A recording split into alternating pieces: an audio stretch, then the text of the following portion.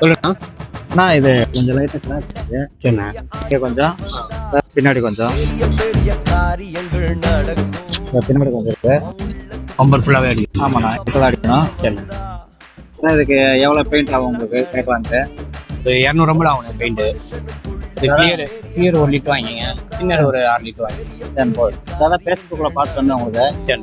ஒசூர்லேருந்து வந்துட்டு இருக்கிறேன். ஒசூர்லேருந்து. ஒசூர்லேருந்து சரி, அதான் பார்த்துட்டு வாங்கிட்டு வரேன். சரி போட்டுக்கலாம். இன்னும் இல்லைங்களா? சரி.